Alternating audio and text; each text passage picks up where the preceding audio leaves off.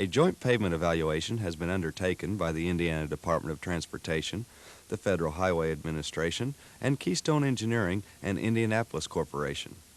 This pavement evaluation will consist of dry milling 3 slots in the pavement within each wheel path, cleaning the slots, placement of an epoxy-coated number 10 rebar, and backfilling the slots with a high-strength, rapid-setting mortar.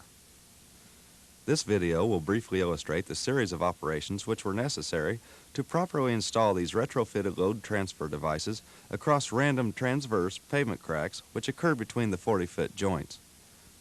This evaluation is located at Interstate 465 and Interstate 70 on the east side of Indianapolis.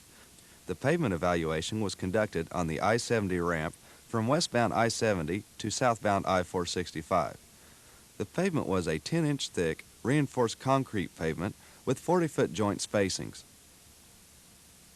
The first operation was the simultaneous dry milling of the 3 slots in the wheel path. These slots were milled to a depth of 5 1/2 inches, approximately 2 1/4 inches wide, and were centered over the pavement cracks to achieve a 24-inch long slot at the bottom. The milling head was designed and operated by Keystone Engineering.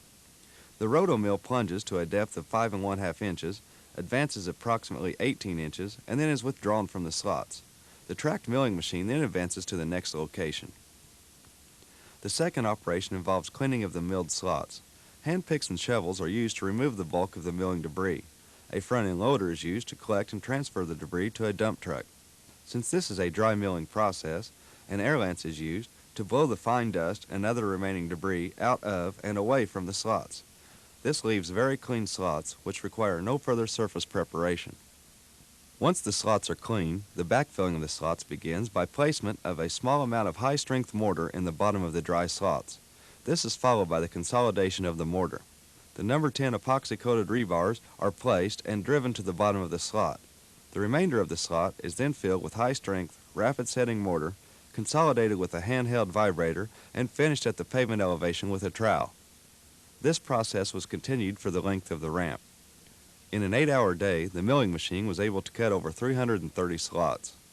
Traffic was maintained in the adjacent lane to minimize any inconvenience to the motoring public.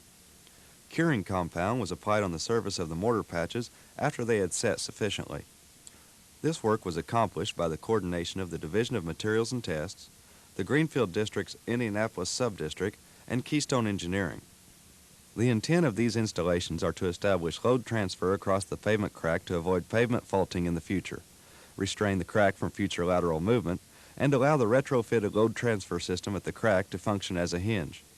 Thus, all future pavement expansion and contraction will occur at the pavement joints where epoxy-coated dowel bars are in place. Field monitoring of the pavement performance over the next 3 to 5 years should reveal if this pavement evaluation is successful. If successful, this pavement repair technique will give the pavement engineers another rehabilitation tool to extend the life of our Indiana pavements.